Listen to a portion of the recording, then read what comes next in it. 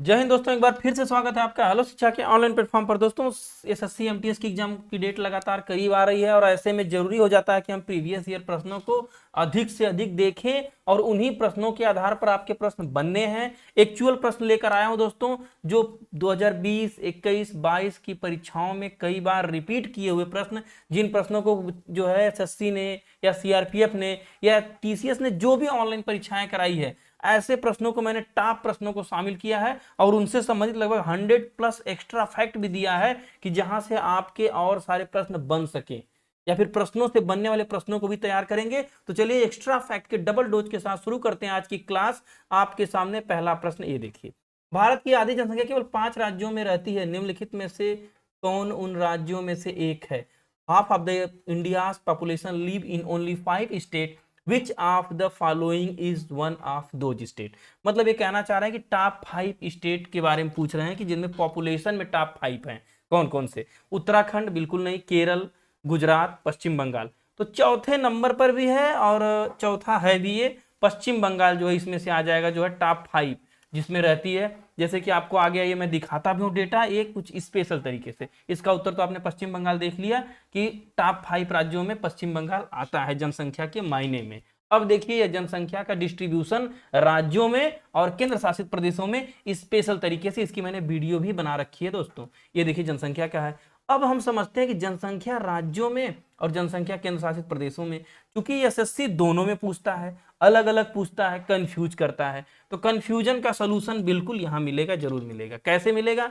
अब देखिए, यह बार जो है आपके सामने जो बार चार्ट दिख रहा है और यह बार चार्ट, यह राज्यों का है या केंद्र शासित का है? राज्यों में सर्वाधिक 20 करोड़ के ऊपर 2011 की बात है, इस समय तो और ही बढ़ गए होंगे। दूसरे नंबर पे बात करें टॉप की, तो महाराष्ट्र आता है 11 करोड़, 20 करोड़, 11 करोड़, तो ये टॉपर हैं। और नीचे से बात करें तो मिजोरम और सिक्किम आ जाते हैं, लेकिन सही उत्तर आप बार बार ऑप्शन में सिक्किम देता है, अगर सिक्किम रहे तो लगा दीजिएगा, जो है सिक्किम सबसे कम जनसंख्या में आता है। उसी तरह से यूटी में बात करें, केंद्र शासित प्रदेश में, तो दिल्ली में भैया भर भर के लोग पड़े हुए हैं, मैक्सिमम पर्सन लोग दिल्ली में हैं भैया। दिल्ली का घनत्व भी ज्यादा है यूटी में और दिल्ली में जनसंख्या भी ज्यादा है। लक्षद्वीप की बात करें तो सबसे कम केंद्र शासित प्रदेश ऐसा जिसमें पॉपुलेशन सबसे कम है या सबसे कम जनसंख्या घनत्व वाला केंद्र शासित प्रदेश लक्षद्वीप, ये भी जान लीजिए। और इसी जनसंख्या पर डिसाइड होती हैं हमारी विधानसभा की सीटें, जैसा कि आप लोग जानते हैं। तो उत्तर प्रदेश में सर्वाधिक जनसंख्या, तो सर्वाधिक सीटें चाहिए भैया, 403, और सिक्किम में 32, न्यूनतम है तो न्यूनतम रहेंगी। अब इधर आप देख रहे होंगे कि आपके सामने बॉक्स लगा है, यह बॉक्स मैंने ऐड किया है इस प्रश्न के हिसाब से। इस प्रश्न पे द मोस्ट 5 ऑफ जो है पॉपुलेटेड स्टेट इन इंडिया पूछ रहा था। तो पहला उत्तर प्रदेश, दूसरा महाराष्ट्र, तीसरा बिहार, चौथा वेस्ट बंगाल और पांचवा मध्य प्रदेश। तो आज वेस्ट बंगाल को पूछा था, तो क्यों ना हम उम्मीद करें कि आगे जो है इन्हीं में से कोई एक पूछे, महाराष्ट्र, बिहार और मध्य प्रदेश में से। नोट करिएगा, पॉइंट बहुत इंपॉर्टेंट है।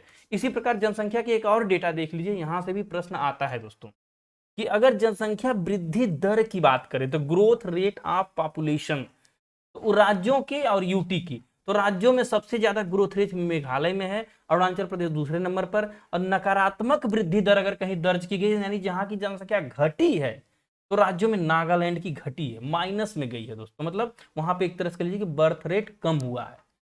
और यूटी की बात करें तो दादर नागर हवेली हाईएस्ट में है ग्रोथ में, जो बढ़ रही है, और लक्षद्वीप लोएस्ट में है, इसको भी याद रखें। ये जनसंख्या दर है। भारत चीन के बाद दुनिया का दूसरा सबसे अधिक आबादी वाला देश है। भारत में जनसंख्या वृद्धि दर ऑल ओवर इंडिया की पूछें तो 1.2% है, जो विश्व औसत से 1.3 से कम है। विश्व औसत 1.3 है, हमारी 1.2 है, मतलब विश्व औसत से हम लोग कमी भी हैं ग्रोथ में। खैर इससे ज्यादा होना भी नहीं चाहिए। एक और वर्ल्ड पॉपुलेशन की रिपोर्ट आई है, मैंने उसको जो है अभी यहाँ कंसीडर नहीं किया है, और वो आई थी दोस्तों, उसमें यह बताया गया था, वर्ल्ड पॉपुलेशन रिपोर्ट 2022 कहती है कि भारत अब इंडिया को आगे, भारत चाइना से भी जनसंख्या में आगे निकल चुका है, तो बीट कर दिया चाइना को। इसको भी जरा ध्यान दीजिएगा, यहाँ से प्रश्न बन सकता है। अब यहाँ आइए देखिए, जो है साइंस का मोस्ट इंपॉर्टेंट प्रश्न, थोड़ा सा ध्यान देंगे, कथन निष्कर्ष पे प्रश्न है दोस्तों। कुछ ऐसे प्रश्न बनाता है एमटीएस, ऐसे प्रश्न देता है, और ये प्रश्न टोटल 2022 में जो जुलाई महीने में एमटीएस के एग्जाम हुए थे, आप उसी पैटर्न को मिलाइएगा। ये 19, 20, 21, 22 को जो एग्जाम होते हैं, कुछ उन्हीं से लिए गए सारे प्रश्न हैं, और एक्स्ट्रा फैक्ट तो मैंने अब खुद से ऐड किए हुए। निम्नलिखित में से कौन सा कथन गलत है? Which of the following statement is incorrect, गलत को छांटना है, मतलब 3। अब देखिए गलत आप नहीं छांट पाएंगे, समस्या होगी। ऐसे प्रश्नों को डील करने का, चूंकि मैं गवर्नमेंट जॉब क्रैक करके जो है दोस्तों, पुलिस में मैंने 5 साल जॉब किया, इसमें मैं टीचर हूँ, थोड़ा समय निकलता है आप लोग को पढ़ाने की कोशिश करता हूँ, कुछ बताने की, तो मुझे एक अनुभव रहा है कि इनको डील कैसे करना है। इन प्रश्नों को आप कैसे डील करेंगे? अगर गलत छांटने बैठेंगे कंफ्यूज हो जाएंगे। आप सही सही छांट लीजिए, यानी जो आपने पढ़ा है। आपकी पढ़ाई क्या है? पहला आपने देखा कि विद्युत आवेश एक सदिश राशि है, तो आपने देखा कि नहीं है, ऐसा नहीं है। विद्युत आवेश एक अदिश राशि है, विद्युत आवेश एक अदिश दिशा नहीं होती है, बिल्कुल सही है। इलेक्ट्रॉन ऋणात्मक है, ये भी सही है। प्रोटॉन जो है धनात्मक रूप में आवेशित है, यह भी सही है। जब 3 लोग सही हैं तो ये चौथा वाला गलत है, यही हमारा उत्तर है। वैसे भी जो गलत होता है, यानी पहला जो ऑप्शन पर है जो गलत है, वही हमारा आंसर है। बाकी यहाँ पर आप देखिए इलेक्ट्रॉन ऋणात्मक वाला, प्रोटॉन प्लस वाला बीच में है, और न्यूट्रॉन जो है ये मैंने कलर से दिखाया ताकि आपको समझ में आए। ये परमाणु का जो है पूरा परमाणु है, उसके नाभिक को इस तरह दिखाया गया है, न्यूक्लियस को। यह इलेक्ट्रॉन जो है माइनस वाले दिख रहे हैं, और प्रोटॉन प्लस वाले, और न्यूट्रॉन ये दिख रहे हैं। इमेज से थोड़ा सा पढ़ने में माइंड सेट क्लियर होता है। बाकी ईटा पर नाच वगैरह तो ट्रिक आप लोग जानते ही रहिएगा, वो भी कभी कभी पूछता है। हाँ, सदिश राशियां, अदिश राशियां, बिल्कुल यहाँ से प्रश्न आते हैं, हमेशा आते हैं। तो इसका ट्रिक भी देख लीजिए, और ट्रिक वही बताऊंगा जो आप अभी तक शायद जानते भी होंगे, एकदम फेमस ट्रिक। जरा सा भी दिमाग पर प्रेशर डालने की जरूरत नहीं है। अपनी पुरानी बात, विषुवत बल, सदिश राशियां, विषुवत बल, छोटा सा विषुवत बल याद रख लीजिए। विषु से विस्थापन, वे से वेग, त से त्वरण, बल से बल, ये सब राशियां सदिश हैं। सदिश राशियां उन राशियों को कहते हैं जिनमें दिशा होता है, परिमाण के साथ साथ दिशा भी होती है, उसे सदिश राशि कहते हैं। बल किसी दिशा में ही लगाएंगे, त्वरण किसी दिशा में ही लगाएंगे, वेग किसी दिशा में ही लगाएंगे, विस्थापन करेंगे एक स्थान से दूसरे स्थान पर किसी चीज को, तो किसी दिशा में ही करेंगे। अब आते हैं वैसी राशियां जिनमें केवल परिणाम जो है, परिमाण होता है, दिशा नहीं होती है, दिशा की कोई जरूरत नहीं होती है। उनको क्या कहते हैं ट्रिक में? उस आर्द्रता को चाबी दो। बिल्कुल, उस आर्द्रता को चाबी दो। भाई आर्द्रता को चाबी दे दो, बरसात होने लगेगी, मजा आ जाएगा। चलिए चाबी दे लिए। अब आइए, उ से ऊर्जा, स से समय, आ से आयतन, द्र से द्रव्यमान, ता से ताप, कार्य चाल, बी से विद्युत धारा, दो से दाब। इनमें दिशा की कोई जरूरत नहीं। भाई समय में कौन सी दिशा है? समय निरंतर चल रहा है, उसमें कोई कहेंगे पूर्व दिशा में समय इतना है, दक्षिण में दिशा में समय इधर चल रहा है, ऐसा तो समय से मतलब है नहीं। आयतन भी उसी तरह से है, द्रव्यमान, ताप। ट्रिक याद रखिएगा, आप अच्छे से इसको जानते हैं, मुझे पता है, लेकिन ट्रिक आपकी हेल्प जरूर करेगा। अब आइए, बहुत इंपॉर्टेंट प्रश्न दोस्तों, एमटीएस का ही प्रश्न है। एमटीएस 2022 का प्रश्न है, एकदम लेटेस्ट। समझने की कोशिश करिएगा, स्क्रीन पर ध्यान दीजिए। प्रश्नों का कलेक्शन में कठिन हो सकता है या फिर लेवल का हो सकता है, क्योंकि ये प्रश्न ओरिजिनल है, लोक लुभावने प्रश्न नहीं है कि आपको केवल मौज के लिए, व्यूज के लिए कि दिखा दूं, आपको अच्छा लगे आप देख ले, ये वो प्रश्न नहीं है। यह एमटीएस के ओरिजिनल प्रश्न है। यहाँ वही रुके दोस्तों जिसको एमटीएस के ओरिजिनल प्रश्न देखने, ये मैं बोलता हूँ पूरे रियल प्रश्न। निम्नलिखित में से क्या असहयोग आंदोलन के मंद पड़ने का एक कारण नहीं था? मतलब 4 ऐसी बातें दी गई हैं जिनमें से एक ऐसा होगा जो असहयोग आंदोलन जैसे कि स्थगित हो जाता है। आप जानते हैं चौरी चौरा घटना के बाद गांधी जी वाला, तो 1920 में उन्होंने शुरू किया था, तो उस असहयोग आंदोलन के स्टॉप हो जाने का या रुक जाने का कौन सा कारण नहीं है, उसको हमें खोजना है। तो चलिए खोजते हैं, देर किस बात की। अंग्रेजी वालों के लिए इंग्लिश वर्जन भी पढ़ दूं, हाँ लीजिए। Which of the following was not one of the reason for the slow down of the non cooperation movement? इस कारण से स्लो हो गया था, वह कारण इसमें से कौन सा नहीं है? आइए देखते हैं। फिर मैंने वही बताया कि उन्हें छांटिए जिनकी वजह से जो है वह कौन सा कारण नहीं है, मतलब उन्हें छांटिए जो कारण है। तो पहले है को छांटते हैं। वैकल्पिक भारतीय संस्था के अभाव में ब्रिटिश संस्थाओं के बहिष्कार ने एक समस्या खड़ा कर दी। भाई जाहिर सी बात है कि हमारे पास उसमें कोई वैकल्पिक कंपनी नहीं थी, कोई वैकल्पिक जो है संस्थाएं नहीं थी। तो उस समय जब हम असहयोग आंदोलन में उनके बहिष्कार करने लगे, स्वदेशी की बात करने लगे, तो हमारे यहाँ समस्या हो गई। ये बात तो बिल्कुल सही है, हमारे पास कोई वैकल्पिक व्यवस्था नहीं थी और हम उनके कपड़ों की होली जलाने लगे और हमें कपड़ों की किल्लत पड़ गई। कई वकीलों ने इस्तीफा दे दिया, लेकिन फिर भी लंबे समय तक आय की अनुपस्थिति में उन्हें फिर से ज्वाइन होने के लिए मजबूर होना पड़ा, क्योंकि हम उनकी इकोनॉमिक वेल्थ ऐसी नहीं थी। यह भी बात सही है कि आवेश में आकर वकीलों ने इस्तीफा दे दिया, विद्यार्थियों ने विद्यालय छोड़ दिया, व्यवसायियों ने कारोबार बंद कर दिया, लेकिन कब तक? एक समय तो उन्हें टूटना पड़ेगा, और टूट गए, वही हाल हुई। फिर खादी का कपड़ा अक्सर बड़े, ये भी सही है दोस्तों, इसको भी सही मानते हैं। खादी का कपड़ा अक्सर बड़े पैमाने पर उत्पादित मिल के कपड़े की तुलना में अधिक महंगा होता था। जाहिर सी बात है, आज भी खादी हाथ से बुना हुआ कपड़ा अगर है या खादी सूत कताई से बना है तो जाहिर सी बात है कि मार्केट के टेरिकाट वाले से तो महंगा ही होता है। मिलों से जो बनते हैं बड़े पैमाने पर उत्पादन होते हैं अंग्रेजों वाले, और हमारे खादी के होते तो बहुत वीआईपी थे, अच्छे थे, बट वो महंगे होते थे। यह भी बात सही है, जिसे गरीब लोग खरीद नहीं सकते थे। बहुत अच्छा पॉइंट है, ये भी सही है। चौथे पर विचार करते हैं। आंदोलन के नेताओं ने अपना ध्यान घरेलू कामों की ओर मोड़ दिया, जिससे आंदोलन मंद पड़ गया। ना ना, ये बात गलत है। घरेलू कामों की तरफ नेता पूरी, अब के जैसे नेता नहीं थे दोस्तों, वो पूरी तरह से पैट्रियोटिक नेता थे, देशभक्त नेता थे, देश पर मर मिटने वाले नेता थे। उन लोगों ने घरेलू कामों पर या अपने व्यक्तिगत स्वार्थों पर कोई ऐसा ध्यान नहीं दिया। तो यहाँ पर हमारा उत्तर की बात करें अगर इस प्रश्न का, क्योंकि इसमें कौन सा कारण नहीं है पूछा है, तो चौथा वाला कारण नहीं है, ये सही उत्तर हो जाएगा। बाकी ये सब कारण है जिन वजह से असहयोग आंदोलन रुका था। क्या आपको समझ में आई? अगर एक्सप्लेनेशन या कंटेंट या एग्जाम में हेल्पफुल हो रही है वीडियो तो लाइक करके कमेंट में जय हिंद लिखिए, और प्लीज चैनल को सब्सक्राइब करके हमें मोटिवेशन दीजिए, ताकि हम ऐसे वीडियो बनाकर आपके लिए लेकर आए। मेहनत लगती है दोस्तों ऐसे कंटेंट तैयार करने में, तो आपका कमेंट, सब्सक्रिप्शन, लाइक करना ही हमें मोटिवेट करता है। बाकी फ्री ऑफ कास्ट पूरा प्रैक्टिस सेट में चलवा रहा हूँ, कोई पेड कोर्स नहीं मेरे पास, कोई फ्री पेड टेस्ट नहीं, कोई टेस्ट सीरीज नहीं, सब कुछ फ्री है यहाँ पर। अब देखिए, गांधी जी और उनके प्रमुख आंदोलन, गांधी जी और उनके द्वारा चलाए गए प्रमुख आंदोलनों के बारे में एकदम विस्तृत तरीके से चर्चा करेंगे कि कैसे एक जो है पगडंडी, जो है लाठी लेकर पगडंडी पर चलने वाला व्यक्ति, सीधा साधा व्यक्ति अंग्रेजों को धूल चटाता है। मैं आपको दिखाता हूं। चंपारण सत्याग्रह 1917 ईस्वी में प्रथम वास्तविक किसान सत्याग्रह शुरू हुआ था। राजकुमार शुक्ल जब बुलाए थे बिहार में तीन कठिया पद्धति के विरोध में, यह गांधी जी का पहला आंदोलन था। क्योंकि 1915 में जो है गांधी जी आते ही हैं भारत में। कब आते हैं दोस्तों? 1915 में 9 जनवरी को, और इसी 9 जनवरी को प्रवासी भारतीय दिवस मनाया जाता है, आप इसको भी जानते हैं। अब समझिए, ये तो चंपारण वाला पहला शुरू हो गया और सफल भी रहा। 20 में से 3 कट्ठे पर जो नील की खेती होती थी, किसानों का शोषण होता था, किसान उस नील को नहीं बोना चाहते थे क्योंकि वो नील सस्ते दाम पे खरीदते थे अंग्रेज।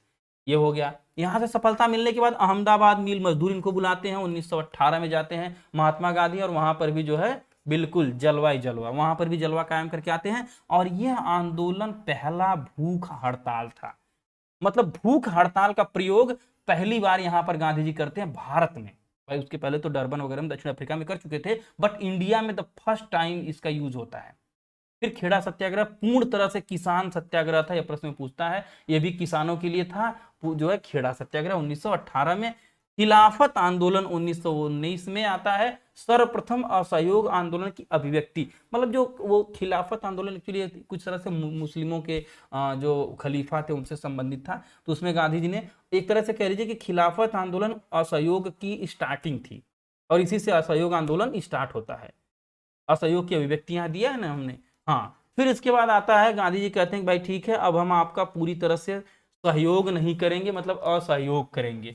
अहिंसात्मक तरीके से हम आपकी बात को नहीं मानेंगे। आपके स्कूल में नहीं जाएंगे, कॉलेज में नहीं जाएंगे, गार्डन में नहीं जाएंगे, आपके कोर्ट में नहीं जाएंगे, आपकी दुकानों पर नहीं जाएंगे। अंग्रेजों द्वारा चलाए जा रहे सभी सरकारी कार्यक्रमों का हम बहिष्कार करेंगे, और हम स्वदेश की तरफ चलते हैं। भारत द्वारा बनाए गए वस्त्र पहनेंगे, भारत द्वारा बनाए गए विद्यालयों में पढ़ेंगे। ये बात आती है। खैर, फिर आता है यह आंदोलन असफल तो नहीं, ये भी लगभग कुछ हद तक अंशतः सफल होता है, क्योंकि जो है जो चौरी चौरा घटना होती है, सिपाहियों को जला देने वाला, आप जानते हैं। उसके बाद इसको स्थगित करते हैं गांधी जी दुखी होकर के, क्योंकि आंदोलन हिंसात्मक होने लगता है, और गांधी जी चूंकि हिंसा के खिलाफ थे।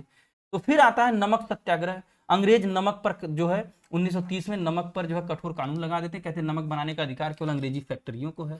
हद है भाई, नमक हमारा, जमीन हमारी, पानी हमारी, बनाने का तरीका हमारा, और अधिकार तुम दोगे, कैसे देंगे? तो फिर गांधी जी कहते हैं अच्छा ये ऐसी बात है। कोई नहीं आके बताता है कि गांधी जी ऐसी समस्या, कहते हैं ठीक है रुको देखता हूं।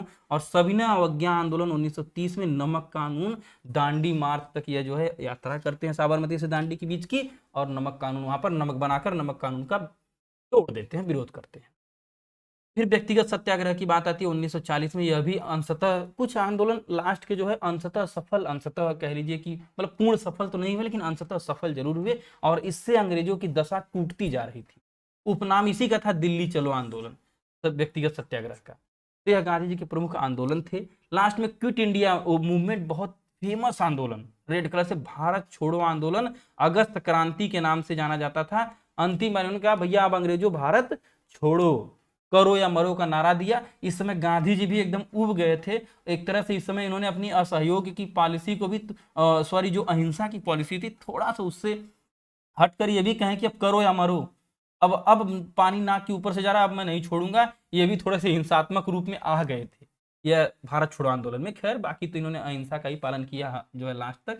तो ये इनके प्रमुख आंदोलन थे दोस्तों, बताने का प्रयास किया मैंने, रिवाइज कराने का आपको गांधी युग। अगर समझ में आया हो तो कमेंट में हमें जय हिंद लिख करके बताइए।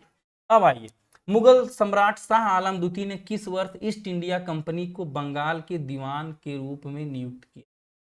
In which year did the Mughal Emperor Shah Alam II appoint the East India Company as the Diwan of Bengal? कब नियुक्त किया दोस्तों? अभी बहुत मजेदार बात बताता हूँ। नियुक्त क्या, जबरदस्ती होती है, इसको जबरदस्ती कहते हैं। 1765, 1755, 60, 58, तो the correct answer is the first 1765। क्यों? क्योंकि 1764 की बात आप देख लीजिए। 1764 में जो बक्सर की लड़ाई होती है, उसमें तिलगुट सेना जो है बिहार बंगाल उड़ीसा जो है तिलगुट सेना जो रहती है, इधर शाह आलम द्वितीय की, उधर बंगाल के नवाब की और अवध के नवाब की, और तो ये सब पराजित होते हैं तिलगुट सेना, और जो है अंग्रेज जीत जाते हैं।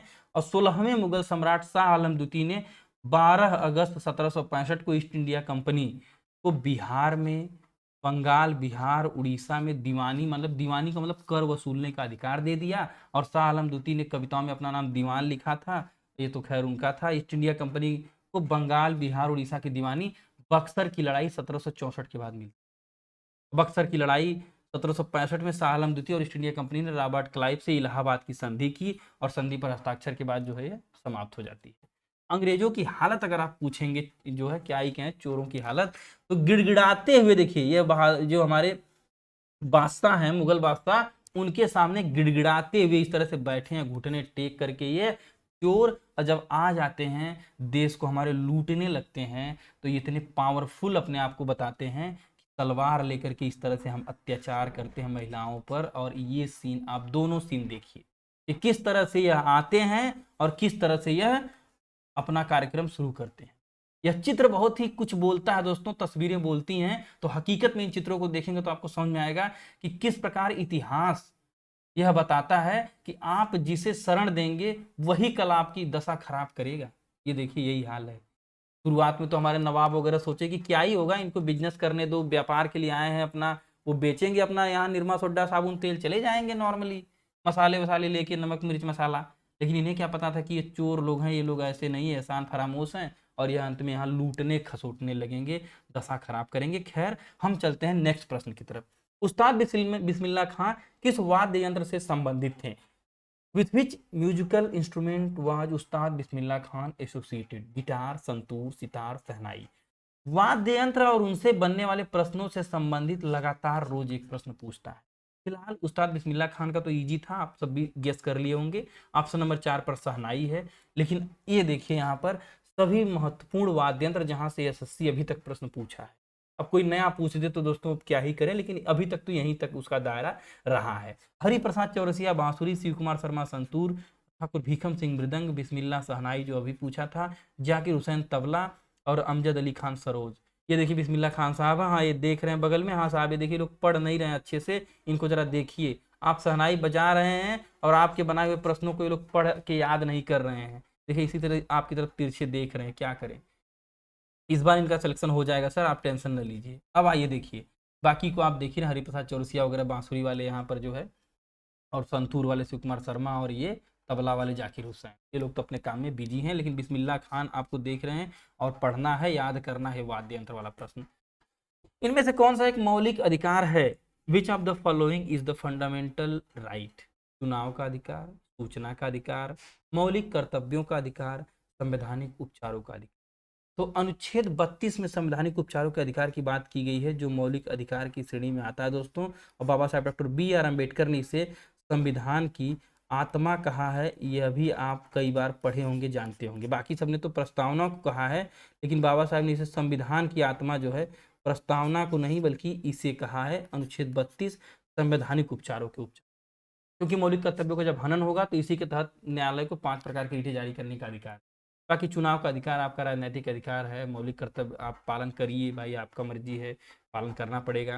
और उसका सूचना का अधिकार तो आप एक इन्फॉर्मेशन लेना है, कानूनी अधिकार है, लेकिन ये आपका मौलिक अधिकार है। और यहाँ पर आइए और क्लियर हो जाएगा कि मौलिक अधिकार है क्या। समझिए, मौलिक अधिकार को इधर एक ट्रिक के माध्यम से मैंने बताने की कोशिश किया हुआ है।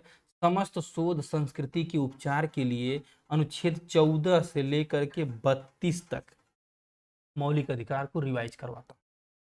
सम से समानता का अधिकार 14 से 18, स से स्वतंत्रता का अधिकार 19 से 22, शो से शोषण के विरुद्ध अधिकार 23 से 24, ध से धार्मिक स्वतंत्रता 25 से 28, संस्कृति एवं शिक्षा संबंधित अधिकार 29 से 30, और अंत में अनुच्छेद 32 जो पूछा था मौलिक अधिकार संवैधानिक उपचारों का अधिकार अनुच्छेद 32, समस्त शोध संस्कृति के उपचार के लिए। सम शोध संस्कृति उपचार, यही कीवर्ड है, इन्हीं से आप इसको तैयार करिए।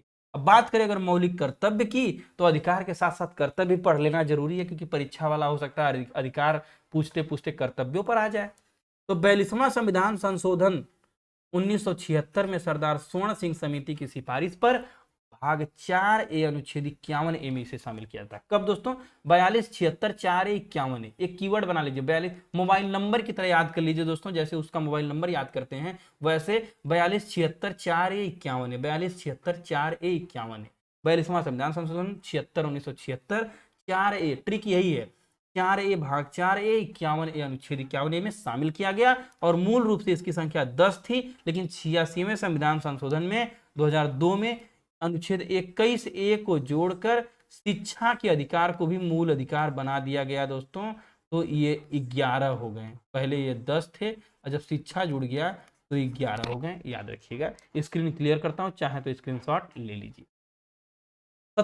सत्रिया नृत्य कहाँ के मठों में विकसित हुआ था? Sattriya dance has evolved from which monasteries? अब समझिए, मोनास्ट्रीज कहाँ के मठों से यह जो है विकसित हुआ था? पश्चिम बंगाल, त्रिपुरा, असम, लद्दाख। बिल्कुल आप सही गेस कर रहे हैं, फेमस क्वेश्चन है। ऑप्शन नंबर 3 असम सही हो जाए।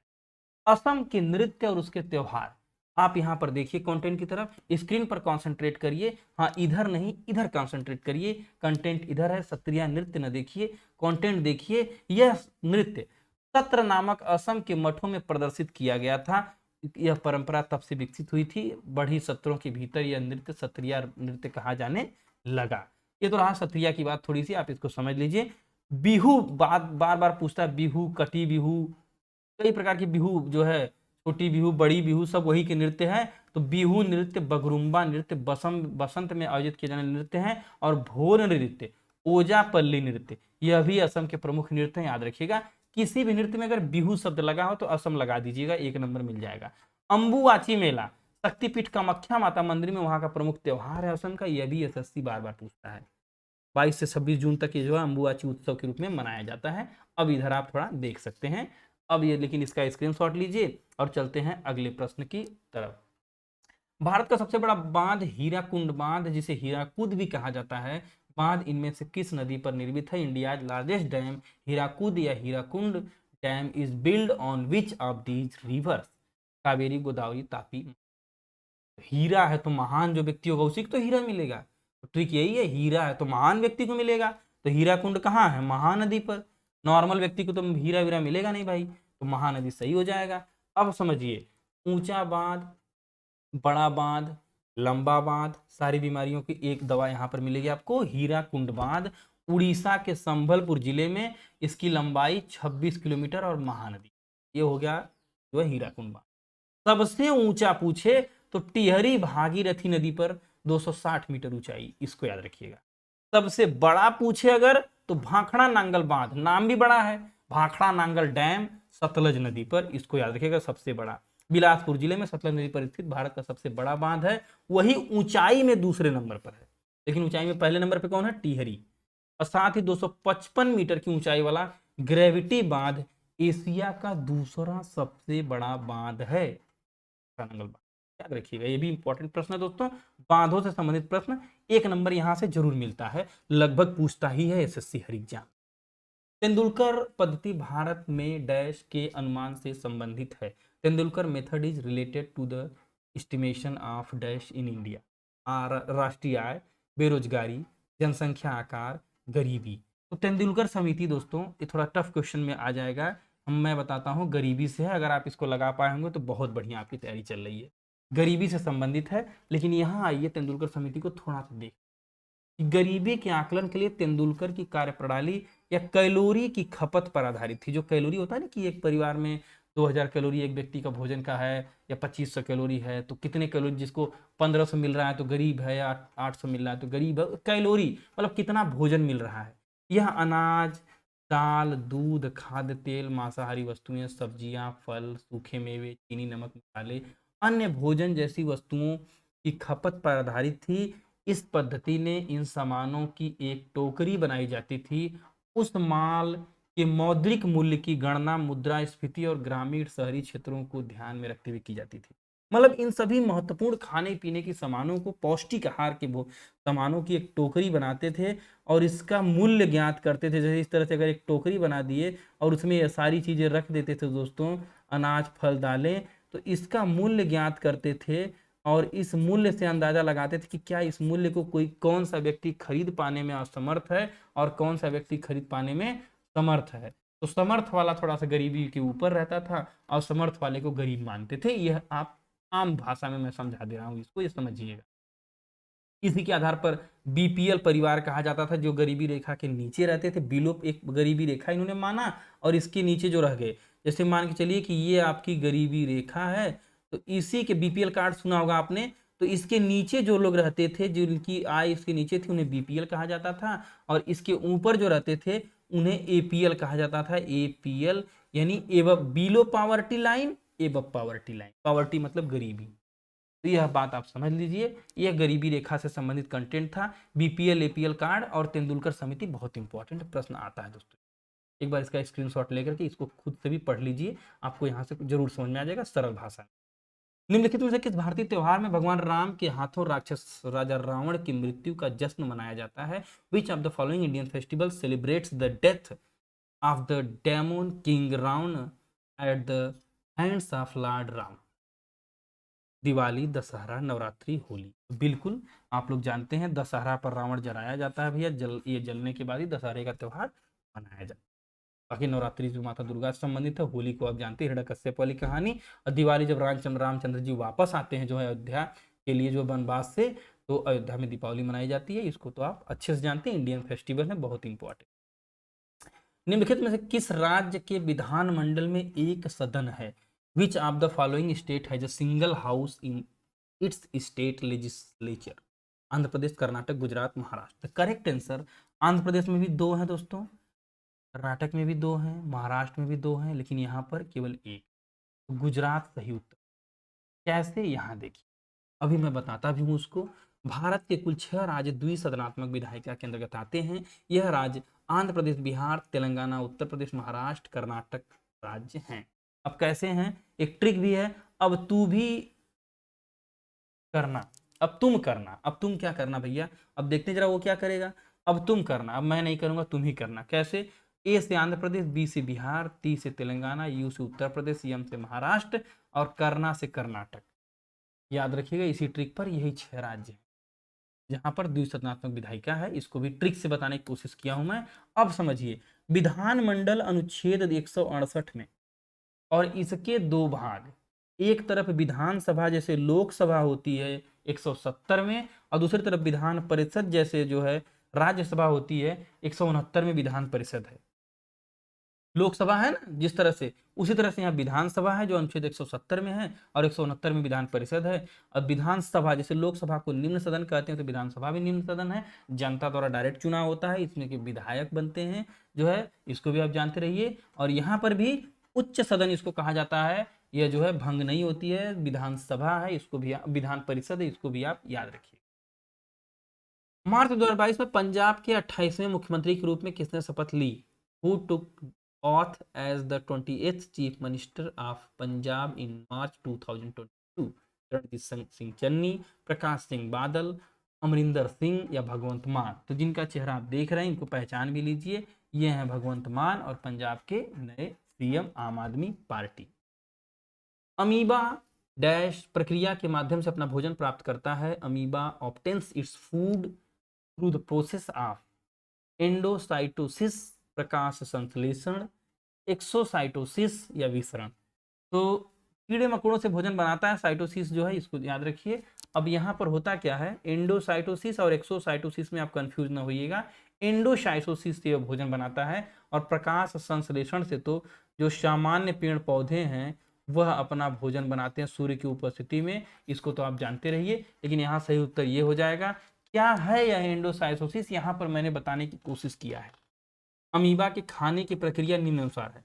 पहले अमीबा अपनी शाखा या पेशी प्रोटोप्लाज्मा के रूप में अपने आसपास के जीवों या अन्य सबस्ट्रेट्स के से संपर्क करता है, फिर अपनी शाखा को बढ़ाकर जंतुओं की तरफ बढ़ती है और अपने शरीर को खींचती है।